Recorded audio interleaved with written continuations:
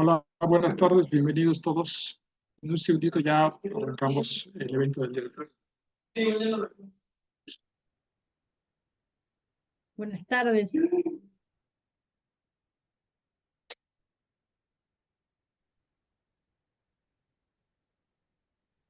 Hola, buenas tardes.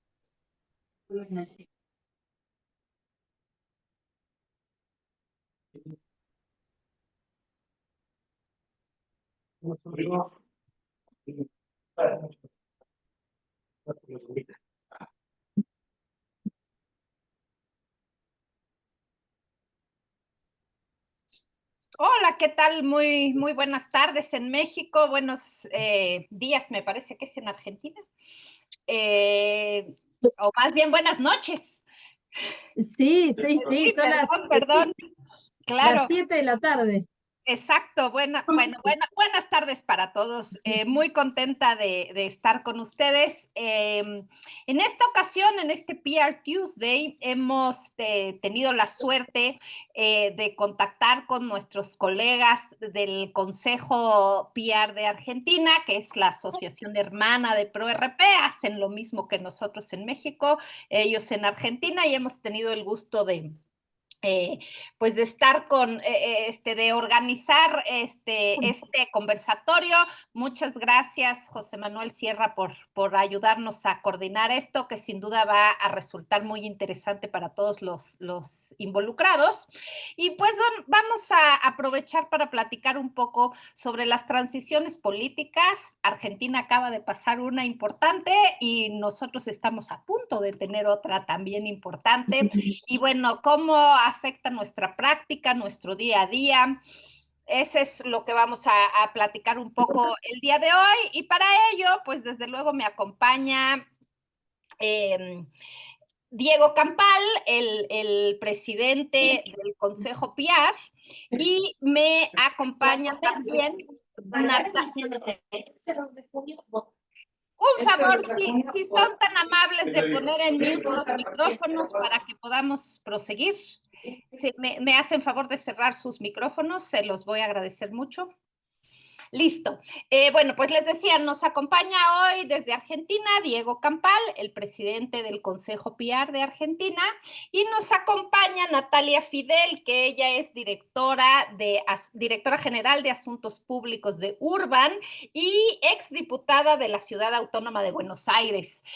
Diego, Natalia, muchísimas gracias por acompañarnos. También tengo el gusto de contar con José Manuel Sierra, socio y director de Sierra Carral, aquí en México, y con Marilyn Márquez, directora de Asuntos Públicos de Ágora Public Affairs.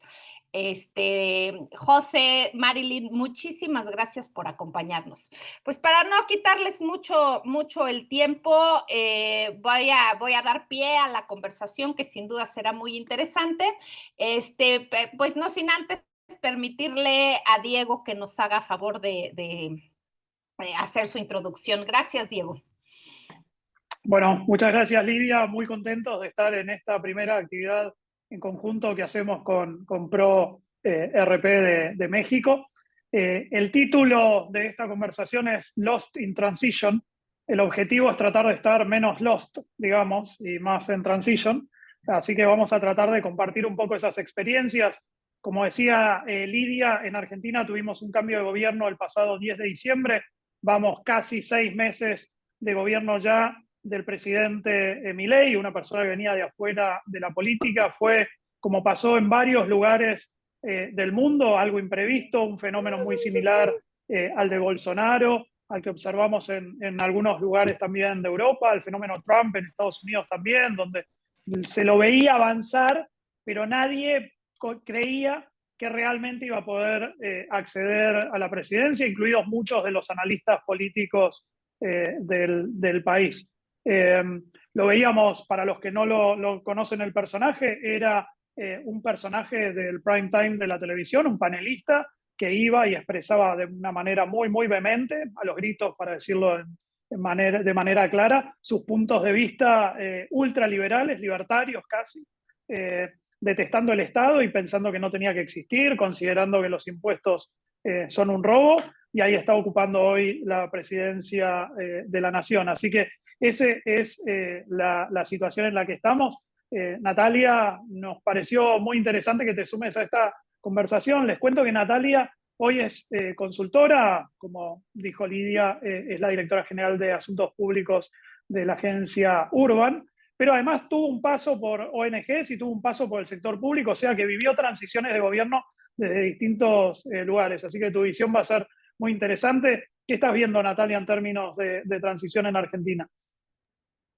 Bueno, buenas tardes a todos, buenas noches a los que están en Argentina. Muchas gracias a la Asociación Mexicana de Profesionales de Relaciones Públicas. Gracias, Diego, por la invitación y gracias a mis compañeros de Urban también que me están acompañando. Como bien decías, Diego, Argentina transicionó el 10 de diciembre del 2023 hacia la incertidumbre, ¿sí? Justo el 10 de diciembre del año pasado cumplimos 40 años de democracia. Y cuando pensábamos que íbamos a transicionar hacia la adultez, hacia la madurez de la democracia, la verdad que estos 40 años de democracia nos encontró, como bien decía Diego, con un outsider del poder, con todo lo que eso significa para los ciudadanos, para las empresas, un absoluto desconocido de todos, de los medios, de las empresas, del establishment, sin apoyo del establishment. Así que nos adentramos en diciembre hacia un escenario de incertidumbre que a su vez se exacerbaba por un proceso electoral extremadamente largo. Creo que el mexicano no es así, pero nosotros tenemos 3 instancias, una PASO en agosto, luego una primera instancia.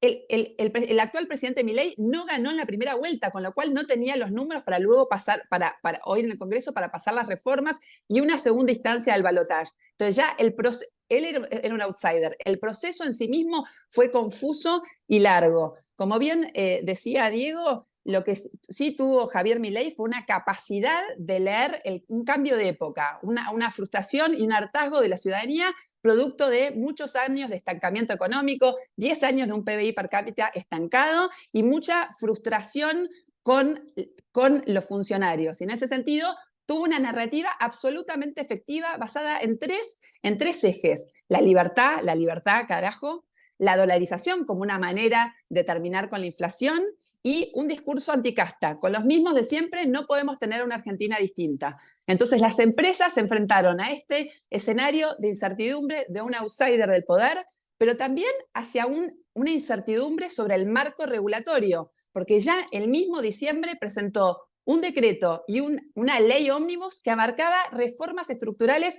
de todo tipo, privatizaciones, reforma impositiva, reforma laboral, monetaria, energética, régimen de incentivo a las inversiones. Entonces, en ese contexto de un personaje con un equipo desconocido, se sumó un marco regulatorio o una propuesta de marco regulatorio que aún hoy no ha sido pasado por el Congreso porque el presidente actual tiene solamente 7 de 72 senadores y 41 de 259 diputados. Entonces, aún tenemos incertidumbre sobre cuál va a ser el marco normativo sobre cuál operan estas empresas, y en los próximos bloques vamos a ver cómo tuvimos que adaptar las prácticas, tanto de asuntos públicos como de PR, para hacer frente a esta incertidumbre de contexto y del personaje y su equipo. Bueno, parece que la incertidumbre es algo a lo que nos tenemos que acostumbrar todos los que trabajamos en asuntos públicos, y hay que transmitirle a nuestros clientes también que la incertidumbre es el mundo habitual en el que nos movemos, ¿no? Lidia, no sé qué están viendo ustedes en México, cómo se preparan para el proceso electoral y luego para la transición. Claro, pues nosotros en un esquema, pues no podría yo decir que muy parecido, pero estamos a punto de vivir una transición. Tenemos lo que se han llamado las elecciones más grandes de la historia en el país, el 2 de junio, con una sociedad polarizada. Ha sido como la normal en estos 6 años de gobierno del presidente López Obrador, y el proceso electoral no es distinto, con un partido en el poder que cree que la tiene segura, y con las empresas teniéndose que enfrentar a pues estos cambios de esquemas de relacionamiento. Marilyn, ¿cómo lo ves desde tu punto de vista? Gracias, Lidia. Primero, buenas tardes a todos los conectados. Estoy muy emocionada de estar aquí. Primero, por ser publirelacionista de profesión y luego para hablar de un tema que me apasiona, como es el tema de los asuntos corporativos, que creo que suma toda esta parte de asuntos públicos y de relaciones públicas. Y ahora que escuchaba a Natalia, pues casi que me fui 6 años atrás y seguramente sonarán muchas campanitas para algunos de nuestros colegas aquí en México, porque si algo permeó, creo que era la palabra clave del 2018, pues fue la palabra incertidumbre, ¿no? Y no solamente por un cambio político sin precedentes, ¿no? Aquí decimos que hubo un cambio de régimen, ahí podemos tener muchos debates políticos, incluso filosóficos, y de verdad fue un cambio de régimen, pero lo que sí hubo, y sobre todo para ubicar a todos nuestros invitados en esa escena, fue la relevancia que tuvo la transición en 2018 para la profesión.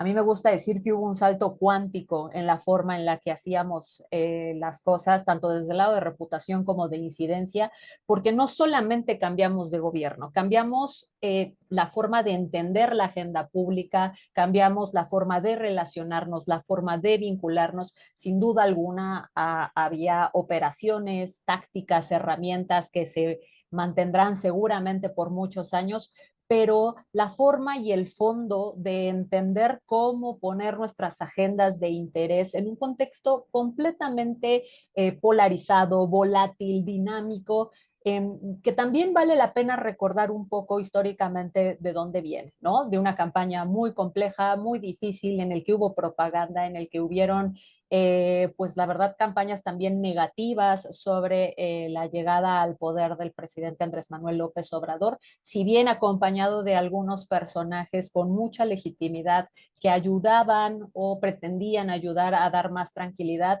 En el momento en el que hubo este triunfo, pues hubo esta total incertidumbre por parte de las organizaciones de cómo es que se iba a gestionar el entorno, cómo es que se iba a poder preservar la continuidad de las operaciones y si todo esto que habíamos venido escuchando en las campañas negativas iba a ser una realidad en las operaciones y en el entorno mexicano. Y eso también me lleva a la forma en la que entendíamos y escuchábamos un tema muy relevante que fueron las conferencias matutinas y que seguramente José Manuel nos platicará más de eso en esta intervención. Gracias, Marilyn, y buenas noches, buenas tardes a todos los colegas que están conectados el día de hoy. Yo lo que me interesaría entrar en este momento es el dispositivo que se construye para operar en esta realidad a la que hizo referencia Marilyn y voy a tratar de explicarlo a ver si nuestros colegas de Argentina lo logran entender. O sea, o lo logro explicar más bien yo. O sea, lo primero que se da es una modificación de la relación que existe entre el gobierno, las empresas y los medios tradicionales protagónicos, ¿no? O sea, siempre en este país ha habido publicidad gubernamental como una forma de control o de incidir sobre lo que hablan los medios de comunicación. ¿Qué pasa en el actual gobierno? Pues se modifican qué montos se otorgan, a quiénes se le otorgan y cómo se usan, ¿no? Y eso hace que surjan unos medios alternos, por llamarlos de alguna manera, que en algunos casos son youtuberos o tiktokeros que reciben también publicidad oficial con nombres tan raros como Lord Molecula y que forman parte de todo este dispositivo, ¿no? Eh, se, Esto se da acompañado de un fortalecimiento de lo que son las capacidades del aparato público de comunicación. Siempre ha tenido el gobierno mexicano un aparato de comunicación muy fuerte, pero en esta ocasión se fortalece todavía mucho más y se le da fines fundamentalmente propagandísticos, ¿no? Y que se complementan en otras esferas con lo que es la ampliación de lo que es la propaganda gubernamental vía réplicas en redes tanto de seguidores como pautadas ya o robotizadas, ¿no? Inclusive se dice que con algunas de ellas operando con presupuesto público, ¿no?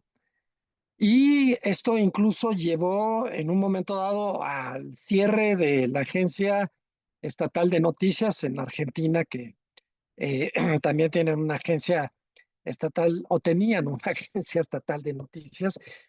Acá primero se intentó usar con fines propagandísticos, pero hubo una resistencia por parte digamos, los trabajadores de la agencia y se extendió en un conflicto laboral muy prolongado. Después está la parte medular de este dispositivo, que es la mañanera, que es la rueda de prensa matutina que lleva a cabo el presidente prácticamente de las 7 de la mañana, en ocasiones con 3 horas de duración. Hay colegas nuestros que han dado un seguimiento sistematizado. Nosotros también damos este seguimiento sistematizado, pero le van contabilizando el número de mentiras o de informaciones falsas que han tenido y bueno, es una cifra récord, pero ha resultado un instrumento de comunicación política muy efectiva donde se fija agenda, se hace propaganda y de paso, cuando es necesario, se hostiga a los adversarios. Y finalmente, pues todo esto tiene una consecuencia, este dispositivo, de que algunos han identificado como el riesgo mañanera, que cierto sector o cierta empresa o cierto periodista o cierto crítico sea mencionado en, en este show mediático y que tiene realmente para efecto de lo que nosotros hacemos, que son el apoyo a las empresas, a las organizaciones, hay muy pocas probabilidades de contrarrestar esta asimetría, porque pues es todos los días con todos los recursos del Estado y además con estas réplicas, ¿no? Entonces aquí me detengo, eso es lo que hay y eso es prácticamente la nueva normalidad. Gracias, José. Y en este contexto, pues las empresas y los consultores de las empresas hemos tenido que adaptar nuestra práctica, nuestro conocimiento, lo que sabíamos que ya no necesariamente es cierto, nuestra red de contactos, sin duda alguna, nuestro estilo de redacción incluso. Es decir, ha significado realmente una transición en el quehacer de nuestras disciplinas, para lo cual, Marilyn, cuéntanos qué peculiaridades o qué cuestiones has detectado tú que antes hacíamos y que ahora nos hemos tenido que adaptar y que probablemente estemos a punto de tenernos que volver a adaptar. Completamente, Lidia, y a todos. Esta narrativa también tan compleja a la que nos enfrentamos y por la que ahorita se paseaba también José Manuel, pues nos obligó también a replantearnos la forma en la que nos vinculábamos, ¿no? Si bien es cierto que se sigue haciendo vinculación y se sigue haciendo relacionamiento, a partir de esta transición de gobierno había un mayor peso más en el para qué que en el quién. Sobre todo porque si bien sigue habiendo un mapeo de actores clave, que sigue siendo de mucha utilidad para las organizaciones, ya no solo basta con tener una relación cercana con esos actores, sino también preparar de antemano todos los enfoques de comunicación, las herramientas eh, y las propuestas que queremos hacer con base en el propósito, en para qué, cómo estos acercamientos o relacionamientos no solamente benefician el interés privado, sino tienen una lógica mucho más social, mucho más de beneficio común, con un destinatario que pues tuvo mayor protagonismo en esta transición, que sin duda alguna fue el ciudadano mexicano, y cómo podríamos entonces tener estrategias de mayor éxito si nos basábamos más en este enfoque que en el otro. Y otro punto muy interesante también era la parte de anticipación. ¿no? Con una conferencia matutina, ¿no? Que ahora mencionaba José Manuel, que te dejaba márgenes pues, prácticamente de preparación de 24 horas. Nos enfrentamos al reto de cómo ensanchar estos márgenes de anticipación, cómo desarrollar tácticas, herramientas, enfoques que nos permitieran alargar lo más posible las etapas de preparación y de blindaje, poniendo como nunca antes los temas de licencia social en la agenda privada y saber distinguir muy bien lo que era monitoreo de análisis para poder tener entonces mayor margen de anticipación, estrategias preventivas que tuvieran la oportunidad de hacerle frente a cambios tan rápidos y tan volátiles que podrían presentarse de una conferencia matutina a otra o de un cambio regulatorio a otro, que incluso veíamos iniciaban a veces por un tuit. Entonces, fueron desafíos interesantes que, como dice Lidia, seguiremos viendo evolucionar muy probablemente en la siguiente transición también. Bien, para completar un poco y seguimos en este bloque de adaptaciones de asuntos públicos para sumar a lo que veníamos conversando y antes de darle paso a Natalia también para terminar de completarlo, creo que hay algo a lo que nos tenemos que acostumbrar, que es a los populismos, ¿no? Los populismos de izquierda, de derecha, y entender el populismo como una lógica de vinculación con el pueblo y una lógica de comunicación sobre todo, ¿no? Casi podríamos decir que el gobierno de Andrés Manuel López Obrador y el de Milei están en las antípodas totales. Sin embargo, tienen muchos puntos de confluencia en la forma de relacionarse, ¿no? El populismo es muy difícil de definir, pero algunas cuestiones que tienen que ver con un vínculo muy directo con el pueblo, hablarles directamente, como decían ustedes, las mañaneras, que es la forma de conectar directamente sin la intermediación de los medios, mucho conflicto con los medios. No sabría ahí de cuál de los dos países estoy hablando, pues es la lógica común a ambos. Y ahí creo que una de las cuestiones que hay que tener en cuenta en asuntos públicos es saber leer el contexto y no caer en las trampas, ¿no? ¿Cómo es la lógica, para recordarlo, cómo es la lógica comunicacional que construye el populismo, y que eso está en la bibliografía, y que originalmente eran populismos de izquierda, pero después la derecha también se dio cuenta que era el sistema que funcionaba y empezó a copiar algunas cuestiones. Ahí la lógica implica relación directa con el pueblo, crear un enemigo lo más abstracto posible y le ponen un nombre, ¿no? ¿Se acuerdan de las mafias del poder en la campaña de Andrés Manuel? Y todo lo que aparecía era parte de las mafias del poder. El enemigo para Milei es la casta, y todo lo que aparezca, sean sindicatos, sean políticos, sean periodistas, todo va a parar ahí a la casta. Durante el kirchnerismo eran las corporaciones. Entonces, uno crea ese enemigo. Y hay una de las trampas que tiene esta lógica, y que creo que es una de las adaptaciones desde las estrategias de asuntos públicos que hay que hacer, es que la narrativa populista busca provocar y busca la reacción del otro. Pero esto es como en algunas artes marciales, ¿no? De la reacción de uno se alimenta de esa energía, ¿no? Entonces, a veces hay que entender que desde las empresas los tiempos tienen que ser más tranquilos, no hay que caer en esas provocaciones, hay que leer muy bien el contexto, entender la narrativa y saber cuándo tenemos que reaccionar y cuándo no. Eso me parece que es una de las cosas que por lo menos desde mi práctica aprendí. No sé, Natalia, ¿qué estás viendo vos y cómo puedes complementar lo que venimos comentando desde la práctica de los asuntos públicos?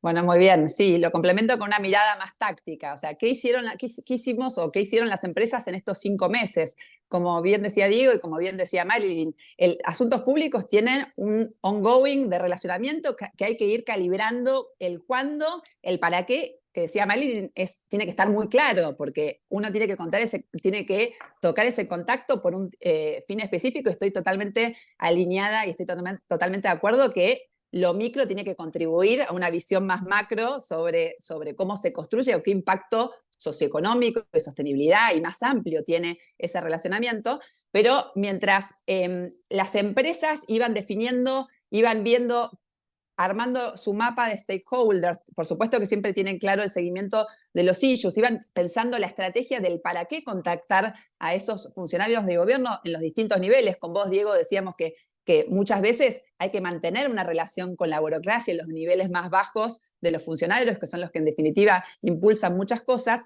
Lo más difícil para las empresas en estos 5 meses fue llevar la agenda propia cuando en realidad la agenda de gobierno era tan fuerte y cuando tenía un issue tan grande como es el control de precios. Es algo que ustedes por suerte no lo viven porque su inflación anual es de 4,7, pero el gobierno de Argentina entró en funciones con una inflación mensual del 26% en diciembre, mensual, y en enero era del 21%, y luego en febrero del 13%. Entonces, la verdad es que la comunicación, la conversación, estaba teñida de esta urgencia o de esta prioridad absoluta que era el control de precios. Entonces, a los issues que uno tiene y que la empresa tiene mapeado en términos de cómo queremos modificar restricciones para que el negocio tenga más rendimiento, bueno, esa conversación se frenaba con, bueno, pero antes de hablar de nada, decime qué vas a hacer vos para poder controlar los precios.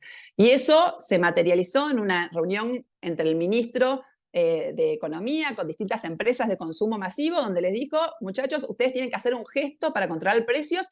No necesitamos promociones, lo que necesitamos es bajar el precio unitario, y ahí se generó algunas rigideces y rispideces porque muchas de esas empresas de consumo masivo estaban restringidas por la ley de etiquetado frontal, porque no tenemos una ley como México donde permite generar promociones y publicidad de precios. Así que les diría que la primera parte de la conversación, o la conversación de asuntos públicos con el gobierno durante estos 5 meses, fue en la dificultad de adaptarse o de meter dentro de la conversación los temas prioritarios propios, los issues propios, por encima de un tema que era prioritario para el gobierno. Y ahora se abre una ventana de oportunidad, Diego, porque si no es en mayo, será en junio, pero se está por votar este famoso esta ley de bases, que es un nuevo marco regulatorio. Entonces, ahora las empresas van a tener una oportunidad, ahora la conversación va a mutar un poco para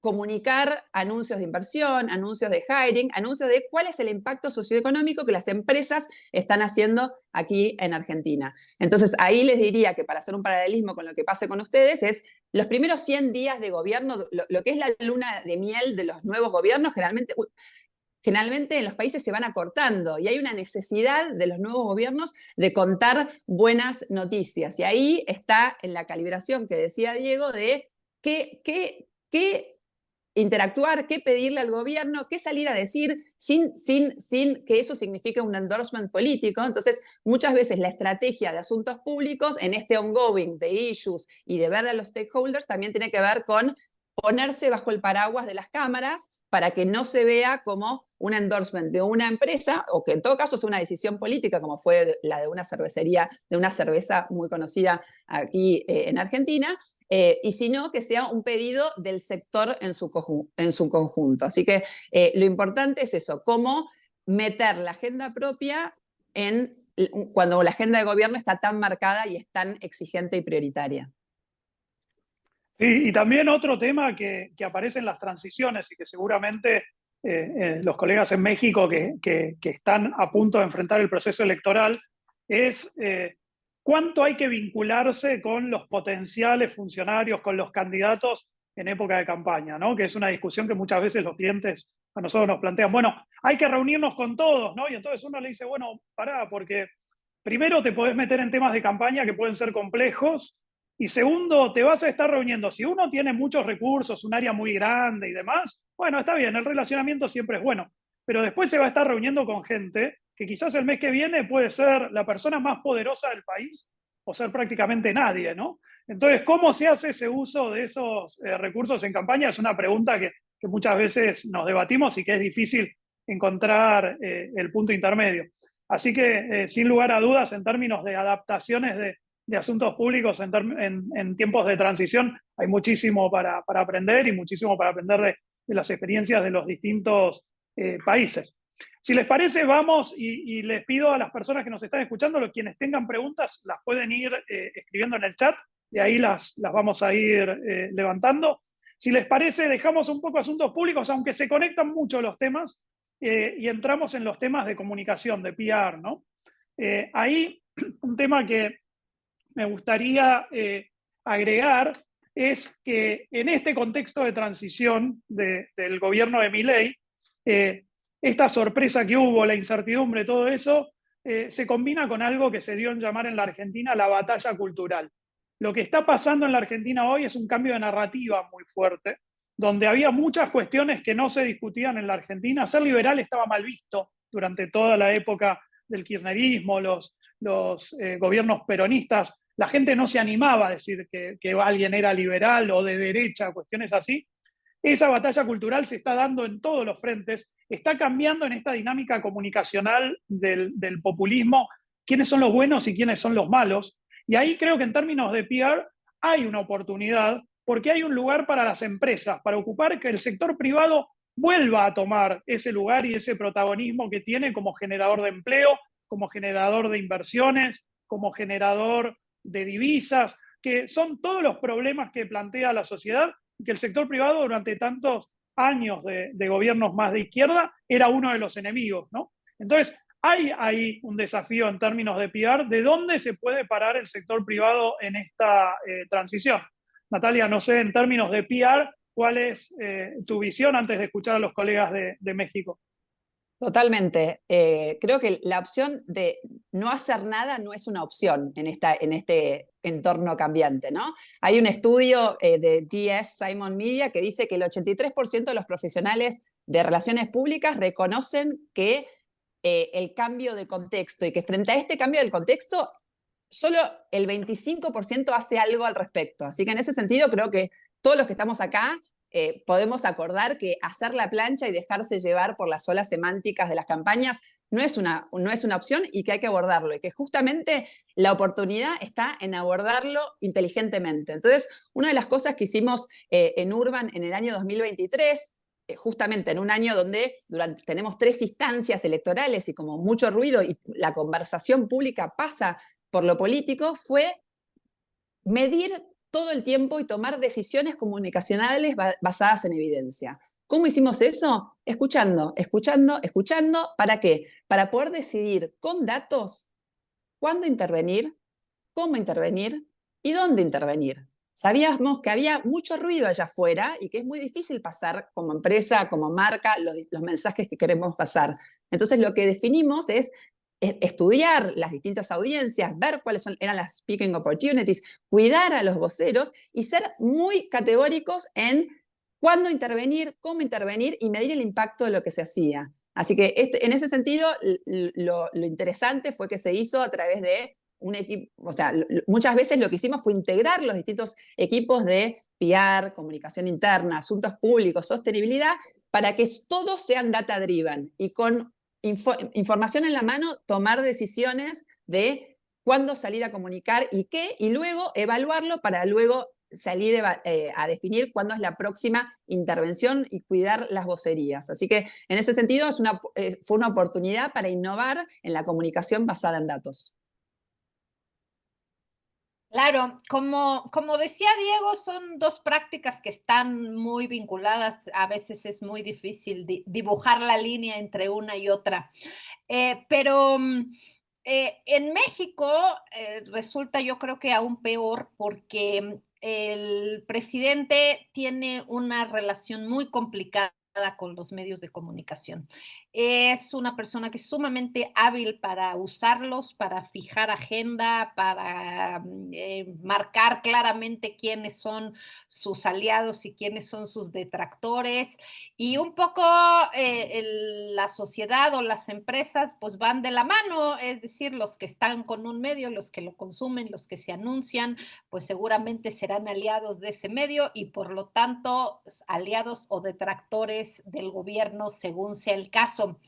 Entonces, aún esta línea entre asuntos públicos y relaciones públicas, particularmente la relación con los medios, creo que se complica aún más, pero a ver, Marilyn, José, ¿cómo la ven? Si quieres voy yo primero y ahorita, bueno, creo que esto que estamos platicando tiene muchas cosas nuevas y muchas cosas que ya vienen de muy lejos, ¿no? Ahora que escuchaba a Diego, el que a veces esto casi se tiene que plantear como estrategias, yo diría incluso de las que solían tener en algún momento dado los ejércitos, de cómo se movilizan. bueno, pues aplican perfectamente en el día de hoy. Y acá en México lo vimos ante esta incertidumbre. El primer movimiento que vimos de parte de las organizaciones, de las empresas, fue un repliegue. Mejor no me muevo, no asomo la cabeza, no voy a hacer de que me la vayan a volar. Pero poco a poco las empresas entendieron que la posición del avestruz nunca fue buena y que había que hacer algo y empezaron a explorar tanto canales como interlocutores para ver cómo sí podían colocar sus mensajes, cómo sí podían lograr sus objetivos corporativos. Hubo varios casos emblemáticos, no voy a entrar en detalle, pero por ejemplo, hubo el presidente suele en sus mañaneras ir atacando a una empresa, a un sector, y nosotros como agencia que está más enfocada en temas de comunicación corporativa y donde tenemos clientes del sector financiero y energético, pues lo que vimos es, por ejemplo, el caso de la renegociación de los contratos de unos gasoductos que abastecen gas desde Estados Unidos a México, que son muy importantes para que funcione toda la industria, o la venta de plantas de una compañía de generación de electricidad al Estado, porque parte de la narrativa del gobierno de Andrés Manuel es que el Estado mexicano tenía que recuperar la soberanía energética. Entonces, ahí, después de estar siendo exhibidos y presionados, digamos, estas empresas encontraron la manera de cómo sí llegar a algún acuerdo. No necesariamente todo el mundo está de acuerdo con eso, pero lograron el cometido de preservar la organización y de buscar un nuevo entendimiento de cara a pues, lo que van a hacer los gobiernos sucesivos, ¿no? Lo que yo pienso de todo esto es así como lo que decían tanto Natalia como Marín, la necesidad de tener una mejor preparación, ¿no? Es clave hoy en día. Y en el caso de relaciones públicas, nosotros creemos que es fundamental tener un mejor entendimiento del entorno, de la construcción de los mensajes y de las audiencias. Y no solo está el tema de basarlo en un data driven, sino pues también en lo que es la experiencia clínica, ¿no?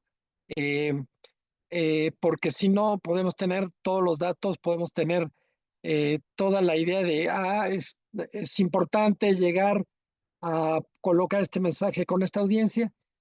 Y lo que puede llegar a suceder, que es un poco lo que hemos estado viendo en fechas recientes, es que si la audiencia, el interlocutor, no tiene ganas de escuchar porque por el descrédito, por el dispositivo del aparato gubernamental propagandístico, por lo que sea, no lo van a escuchar, ¿no? Y lo estamos viendo en la actual campaña, o sea, la oposición ha colocado todos los ángulos habidos y por haber de cómo atacar al actual gobierno o a la candidata gubernamental. Y si uno observa las encuestas de popularidad o las encuestas de intención de voto, prácticamente no se han movido. Pero bueno, esas son las encuestas. Vamos a ver qué va a pasar el día de la elección. Aquí me detengo.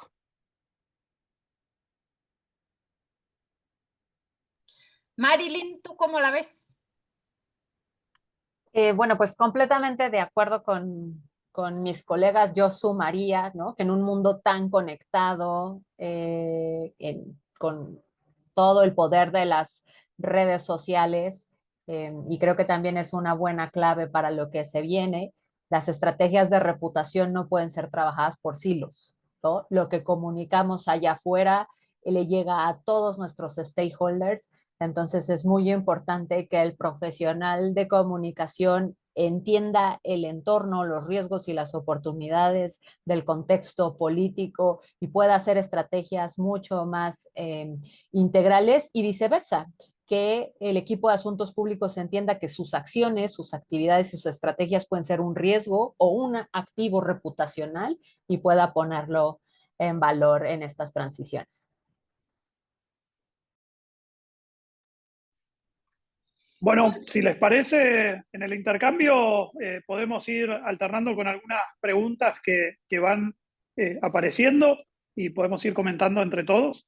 Hay una primera pregunta de Arturo de la Peña, pregunta, en el caso México, en este tema de cambios y virajes culturales, ¿cómo deben reaccionar las empresas, las marcas y las agencias en cuanto a la narrativa de tener muy posiblemente una mujer como presidente? ¿Las estrategias de sustentabilidad cobran un valor especial en la narrativa de las marcas mexicanas? Es la pregunta.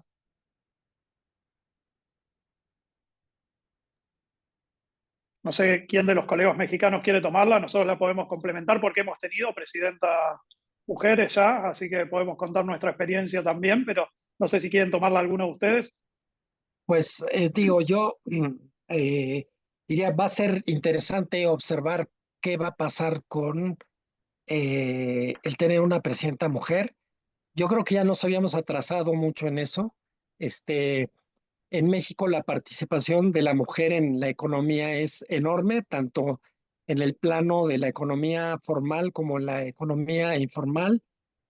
Muchos programas de asistencia social en algún momento dado ponían como condición entregarle el recurso a las jefas del hogar para garantizarse una mejor administración.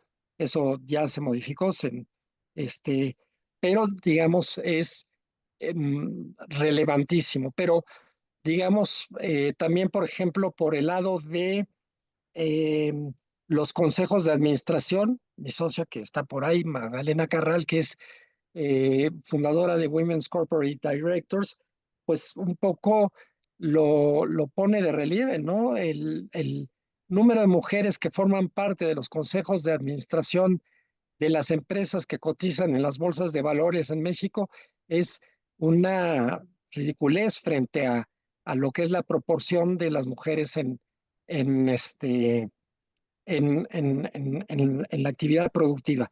Entonces, sin duda alguna, son cosas que ya han venido cambiando. Algunas organizaciones han tomado en serio el tener dentro de las empresas programas de capacitación en equidad de género, en inclusión, en diversidad, etcétera.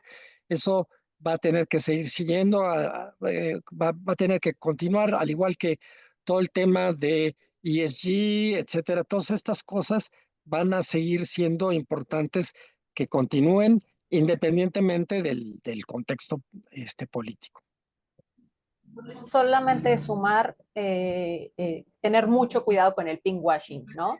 Porque vamos a tener el tema muy presente en la agenda, ¿no? Y lo hemos visto también con los mismos temas de sustentabilidad, foco en el propósito, ¿no? Porque también hablando como mujer, ¿no? Pues lo más importante no es que llegue una mujer presidenta, sino las capacidades de líder que pueda tener esta persona, los resultados que pueda poner sobre la mesa y que podamos juzgarla no por su género, sino por los resultados para que pueda seguir valiendo la agenda de género por el perfil y no por su sexo. Sí, y Argentina yo tiene te un track agregaría, record. Arturo. Perdón, Natalia, dale. Sí, bueno, no. No, dale, por favor. No, solo agregar, estaba vinculado al comentario de Marilyn. En realidad, la respuesta, Arturo, depende también del tipo de liderazgo que ejerza. Yo no conozco las dos candidatas que pueden llegar, pero puede ser una mujer que ejerce un liderazgo masculino. Lo que sí te puedo decir es que hay muchos estudios de la OCDE, por ejemplo, que muestran que la mayor representación de mujeres en la política hace que entren otros temas, como bien decía José Manuel, como puede ser mayor inversión en educación, seguro programas en contra de la violencia de género, el tema de la seguridad alimentaria de los niños. Así que seguramente si esa mujer presidente ejerce un liderazgo femenino, empiecen a ver en la agenda otros issues que generalmente representa una mujer, un liderazgo femenino. Y ahí hay que ver cómo entrar en esa conversación, ¿no? Yo creo que basado en la experiencia también de Argentina, bueno, tuvo figuras políticas de mujeres de gran relevancia, desde Eva Perón en adelante, que fue quien consolidó el voto femenino en el país. Después, en el periodo de los Kirchner, un poco ahí lo que habían hecho Néstor Kirchner con Cristina Kirchner, la Constitución argentina permite 2 mandatos de 4 años, una reelección, y después tiene que dejar el poder. Y ahí un poco esa sociedad política les permitía una alternancia casi permanente, ¿no? Al ir uno, el otro, ir alternándose. Y esa era un poco la sociedad política que habían establecido con roles muy marcados, ¿no? En 2010, con Cristina presidente y por definirse quién iba a ser el próximo candidato, Néstor Kirchner muere sorpresivamente. Y ahí, bueno, Cristina se consolidó como una líder muy fuerte, ¿no? Doblegó a los caudillos peronistas históricos de todas las provincias, ganó su reelección con el 54% de los votos y tuvo mayoría en ambas cámaras. Así que ahí, cuando Cristina fue electa presidente por primera vez en 2007, se decía que iba a venir con una agenda light, más de institucionalidad y todo eso. Así que creo que en función de la experiencia en nuestro país, por ejemplo, es que no hay que caer en la trampa de pensar que una presidenta mujer viene con una agenda más light o que va a tener un estilo de liderazgo más suave, porque la práctica demuestra que luego la verdad es que la institución presidencial se ejerce exactamente con la misma fuerza y el mismo poder. Gracias, ¿Tenemos Diego. otra pregunta? Tenemos otra pregunta. Isabel Gaona nos dice, ¿qué tendencias observan en el campo de las relaciones públicas que podrían influir en la forma en la que las organizaciones gestionan las transiciones de gobierno en el futuro? Bueno, en el futuro la transición la va a resolver la inteligencia artificial, ¿no? Como todo. Así que ya no vamos a tener ningún problema de nada. Metemos todo y la inteligencia artificial nos da la solución. Esa es la respuesta a cualquier pregunta sobre el futuro, ¿o no? Bueno, pero antes de la inteligencia artificial, un poco lo que hablaba José también, ¿no? Antes de caer en la big data, es cómo gestionamos lo que se llama la crafted data, los microdatos para definir eso, en dónde hablar, con qué mensaje y luego qué impacto tiene. Entonces, en ese sentido, creo que las transiciones tenemos que ser muy precisos en cuándo abordar las audiencias, con qué mensaje, y en ese sentido sí lo que te podría decir que a futuro es muy relevante, y esto quizás queda más para las lecciones aprendidas, el impacto que tiene la generación Z en el conjunto del electorado. Lo que te puedo decir es que aquí en Argentina los jóvenes entre 18 y 24 años votaron en un 70% a Milei. Entonces, cada vez más tenemos que aceptar la generación X, ahí veo uno de los baby boomers, o sea, cada vez más los baby boomers, la generación X, tenemos menos impacto e influencia en el resultado,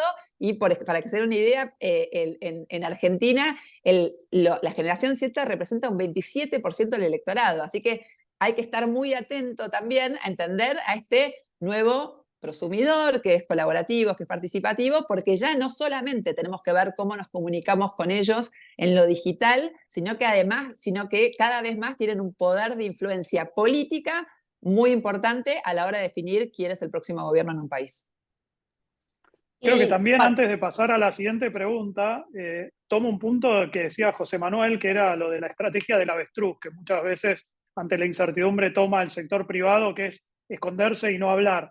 Yo creo que en las transiciones políticas también es importante haber trabajado en la previa, en una narrativa que le muestre a la sociedad la relevancia del sector privado, ¿no? En términos de formación de talentos, de generación de nuevas tecnologías, de generación de empleo, de ascenso social. Hay mucho por contar. Creo que ese es un espacio que en la narrativa, por temor, por distintos factores, el sector privado muchas veces se ha retraído de esa construcción y ha permitido que el sector público avance y diga cosas que muchas veces no son ciertas y se instalen prejuicios respecto a este sector que luego se transmiten a lo que son los niveles de confianza que genera el sector privado y que está estudiado que a menores niveles de confianza también es más fácil los embates regulatorios o los embates impositivos desde los estados, ¿no? Así que me parece que es importante eso, que el sector privado tome el lugar que le corresponde en la construcción de la narrativa.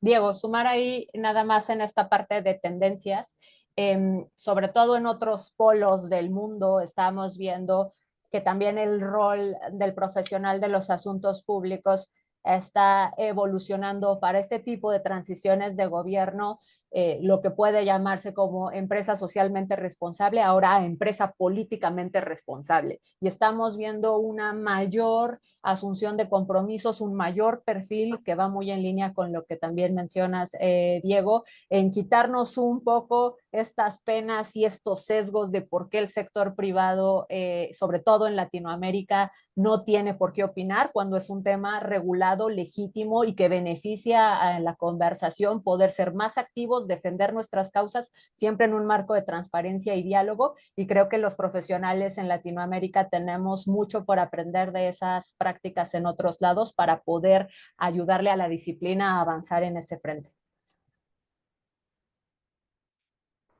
Hay otra pregunta, dice, hablando de inteligencia artificial, ustedes como profesionales, ¿qué desafíos positivos y negativos encuentran en el empleo de la misma? No sabemos. Hay que preguntarle a Copilot. Bueno, en este momento tenemos una inteligencia artificial en el evento que va a preparar un resumen, ¿no? O sea que ya de a poco se va integrando. Si quieren, yo algo que veo en términos de generación de políticas públicas, la generación de políticas públicas basadas en la evidencia pueden ir evolucionando hacia algo que tenga que ver con la inteligencia artificial, ¿no? Algunos tipos de políticas públicas, sobre todo las que tienen que ver con el desarrollo local y de las ciudades, que es, por ejemplo, el sentido de circulación de las calles. Eso claramente una inteligencia artificial en función del estudio de datos y de algunos sensores lo podría definir mucho mejor que un funcionario, ¿no? Entonces hay algunos ejemplos en los cuales la inteligencia artificial podría contribuir a mejorar alguna calidad de política pública. En otros espacios ya me genera un poco de miedo. No sé qué opinan el resto de mis colegas. Fíjense que yo voy a retomar un poco el símil que hacía José Manuel y que decía que también hay que fijarse en la clínica, ¿no? Es como cuando uno va a un médico y le manda millones de estudios y llegas con los resultados y prácticamente no te tiene que ver. En comparación a un médico de estos más de mayor edad que te revisa, que a ojo de buen cubero, que con la clínica sabe qué te pasa. Y muchas veces la experiencia es mucho más valiosa que los resultados en los análisis. Entonces, de igual forma, yo creo que la inteligencia artificial sin duda será una herramienta que nos ayudará, pero que por ningún motivo sustituirá, al menos en el corto plazo, este ojo clínico en temas además tan humanos como son los asuntos públicos. Sí, totalmente en línea. En realidad, sí, los desafíos de la inteligencia artificial es reemplazar la decisión humana. Eso no puede pasar, así que coincido absolutamente con Lidia. Y las oportunidades son un montón, son muchas. La verdad es que la inteligencia artificial llegó para quedarse. Coincido con Diego, en materia de políticas públicas, el campo es enorme en materia de lo que es la implementación e introducción de las nuevas tecnologías a las políticas públicas, a la gestión de las ciudades, el concepto de Smart City es un concepto que está creciendo ya hace varios años mucho, pero en lo que hace al PR y a nuestro trabajo diario, creo que nos puede ayudar mucho a simplificar nuestra labor, cuando uno, en lo que hace a la integración de la escucha de muchas cosas que pasan, a la evaluación y definición de sentiment para justamente tomar decisiones, lo que podemos hacer es, seguramente todos nosotros recibimos distintos reportes de distintas formas de los medios tradicionales, de lo digital, del social listening. Bueno, tener una plataforma integrada donde a través del machine learning podamos educar a la máquina a que jamás va a tomar la decisión por nosotros, pero que nos den reportes rápidos en tiempo real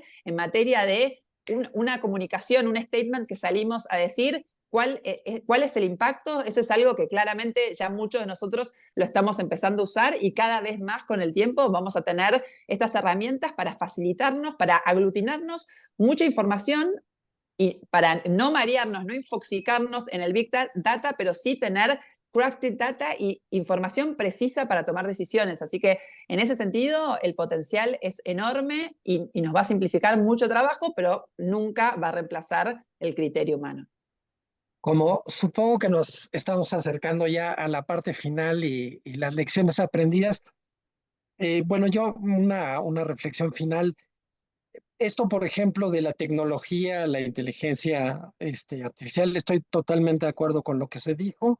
Creo que es una herramienta, creo que simple y sencillamente tenemos como profesionales de la comunicación saberlo usar con criterios éticos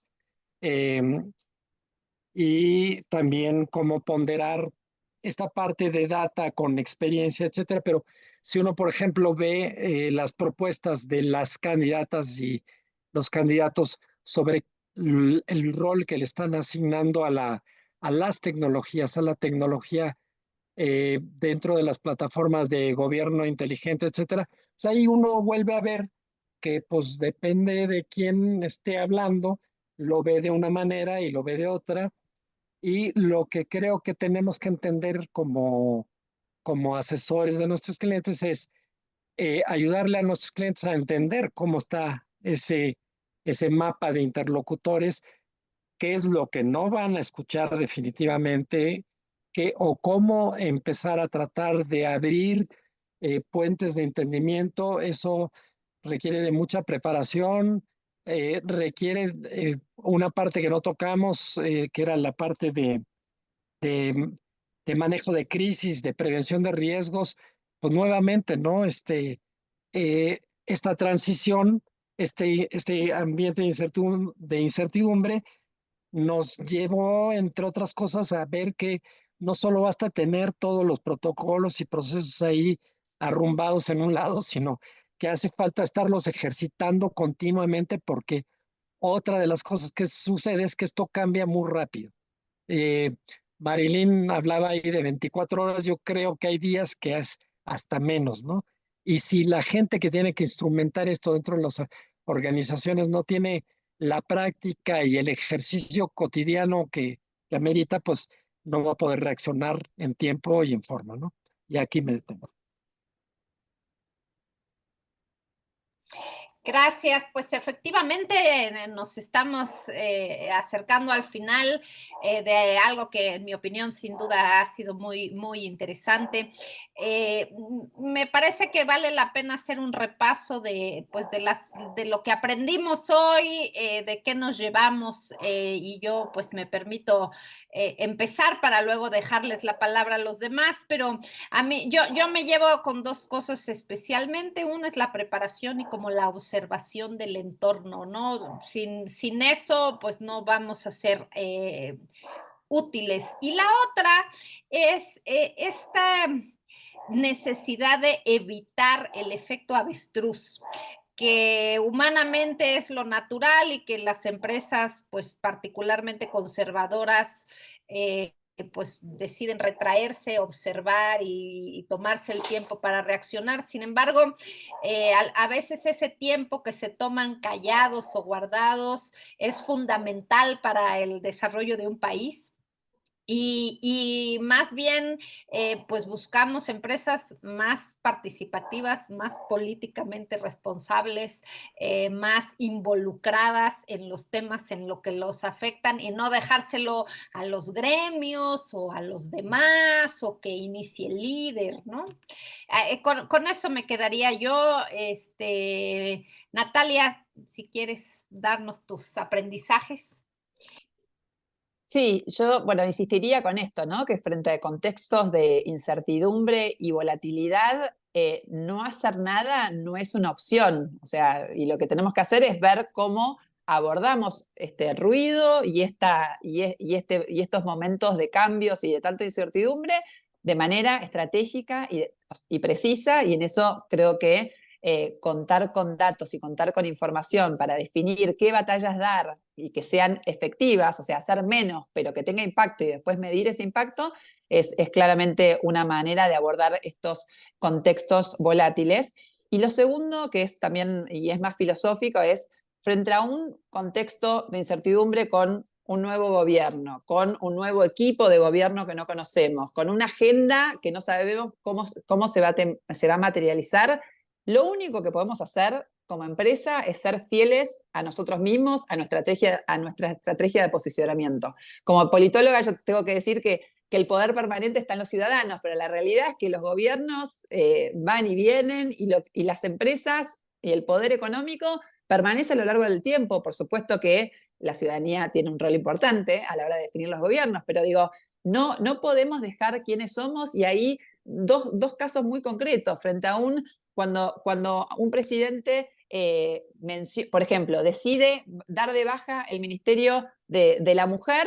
Ahí como empresa, si teníamos un posicionamiento y una publicidad y una estrategia reputacional basada en una campaña inclusiva y de equidad de género, bueno, no podemos, porque cambió el gobierno, dejar de ser quien somos y dejar de posicionarnos como nos veníamos posicionando. O mismo este presidente que se pelea con una cantante que es la cara visible de nuestro producto, ahí no hay que salir corriendo y bajarlo de los carteles porque hay todo un trabajo de planificación y de construcción de esa marca y de esa identidad que perduran en el tiempo, que perduran en el ruido electoral y van a perdurar y que van a seguir post termine ese gobierno. Así que lo que diría es, frente a la incertidumbre, frente también a la agenda temporaria de los gobiernos de turno, ser fiel a uno mismo, a la estrategia y a lo que uno planificó como identidad de marca y corporativa. Marilyn, ¿tu aprendizaje? Súper rápido, creo que es tan importante la data como quien lo interpreta, ¿no? Entonces es súper importante también sumar perfiles multidisciplinarios y estrategias integrales. Y creo que hoy más que nunca la parte de relaciones públicas y de los asuntos públicos deben de trabajar de la mano para afrontar estas transiciones de gobierno con mucho mayor éxito, recordando que la reputación es una, los stakeholders son unos y es mejor llegar con mensajes diferenciados pero unificados en el que no solamente es deseable, sino necesario dejar de trabajar por silos. Yo en mi aprendizaje voy a ser sumamente táctico y práctico. Me puse a pensar qué me había ayudado a mí como consultor en las transiciones políticas y algo dijo Natalia en la conversación inicial, es relacionarse con las burocracias, con los funcionarios de carrera, con los que dan estabilidad. Recordar que uno se está relacionando con el Estado, ¿no? Con un determinado partido que eventualmente gobierna. Y muchas veces los planes de relacionamiento están muy enfocados en las figuras políticas de alto nivel, los secretarios de Estado, en los ministros, en el presidente, en cuestiones así. Y a mí en la práctica, la verdad que me ha ayudado mucho tener vínculo, en algunos casos de hace más de 20 años, con funcionarios que siempre están ahí y que uno puede llamarlo y decirle, che, bueno, contame un poco cómo se está organizando la cosa, cómo funciona. Y la verdad que siendo sumamente táctico, la verdad que alimentar a lo largo de los años esos vínculos nos pueden dar algo de certeza en el marco de la incertidumbre que tiene cualquier transición. Así que bueno, Lidia, hemos cumplido, hemos realizado esta primera actividad en conjunto. Y en una hora, Diego. Como nos lo habíamos propuesto. Dijimos. Y otro dato, nos hemos quisiera mantenido. añadir una nada más. Sí, por favor, José. No, me quedo con esto que dijeron de responsables políticamente. Creo que un poco como dice Timothy Snyder en sus 20 lecciones del siglo XX, o sea, si la democracia se está deteriorando a nivel mundial, pues algo tenemos que hacer y si no lo hacen los gremios, lo tienen que hacer las organizaciones, con sus comunidades más cercanas, sus empleados, sus vecinos, su propio personal, ¿no? Y en esto que decían también, no es lo mismo no hacer nada o ser demasiado ágiles a precipitarse.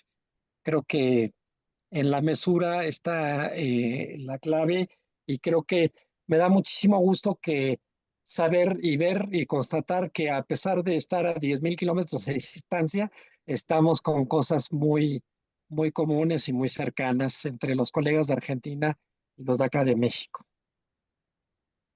Claro. Pues oigan, que no sea el último, que hagamos muchas otras cosas juntos. Muchísimas gracias a todos por el tiempo, muchas gracias a la audiencia, espero que les haya resultado de utilidad y pues estamos listos para la siguiente. Bueno, muchas gracias por esta Suerte actividad. en la elección. Vi que se ha mantenido. Voten bien. Se ha Claro. mantenido estable la cantidad de participantes a lo largo de toda la charla, así que se ve que la charla ha sido interesante, así que muchas gracias a todos por conectarse. Gracias Natalia, Marilyn, José Manuel y Lidia, por supuesto, por haber planteado y propuesto esta actividad. Gracias. Gracias a ustedes. Gracias a ustedes por generarlo. Un abrazo. Gracias. Nos vemos. Bye. Chao. Adiós. Muchas gracias a todos. Hasta luego. Buenas tardes.